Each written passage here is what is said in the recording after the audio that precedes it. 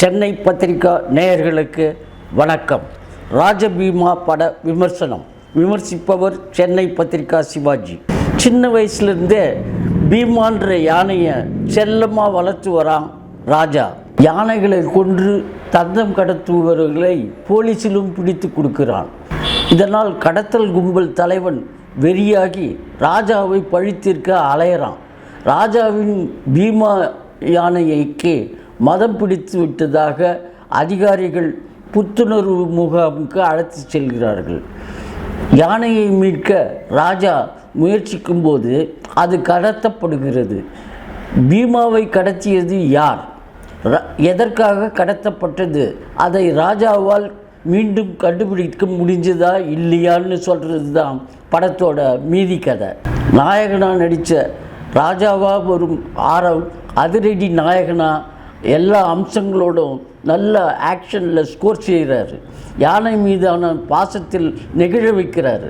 அதை காணாமல் பதறி உருக வைக்கிறார். சண்டையில் மிகவும் ரொம்ப அருமையாக நடிச்சிருக்கார். நாயகியாக நடித்த ஆஷிகா நெர்வால் வசீகரிக்கும் அழகோடு காதலை உணர்வுபூர்வமாக வெளிப்படுத்தி நடிச்சிருக்காங்க. ஓவியா ஒரு காட்சியில் கவர்ச்சியாக ஆடினாலும் நல்லா நடிச்சிருக்காங்க. ஜோதிடத்தை நம்பும் மந்திரியாக வரும் KS ரவிக்குமார் ஒரு பக்கம் நேர்மையாக இருக்கிறாரு, இன்னொரு பக்கம் வில்லத்தனத்தையும் காட்டியிருக்காரு. யோகி பாபு படம் முழுக்க கலகலன்னு வச்சிருக்கு. ரசிகர்களை நல்ல தெம்போடு படம் பார்க்க வைக்கிறாரு. யாஷிகா ஆனந்த் கவர்ச்சியாக நடித்தாலும் நல்லா நடிச்சிருக்காங்க. நாசர், அருவிமதன், சாயா ஷிண்டே, ஜெயக்குமார், வெங்கடேஷ் ஆகியோரும் கதாபாத்திரத்துக்கு நிறைவாக நடிச்சிருக்காங்க. திரைக்கதையை இன்னும் கொஞ்சம் வலுவாக்கியிருந்தால் இன்னும் நல்லா இருந்திருக்கும். சைமன் சிங் இசையில் பாடல்கள்லாம் மனசில் நிற்கிற மாதிரி ரொம்ப அருமையாக அமைச்சிருக்காரு. சதீஷ்குமார் ஒளிப்பதிவும் படத்துக்கு ப்ளஸ் பாயிண்ட்டாகவே இருக்குது.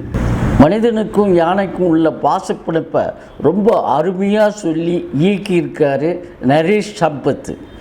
நன்றி, வணக்கம். சென்னை பத்திரிகா டிவி நேயர்களுக்கு வணக்கம்.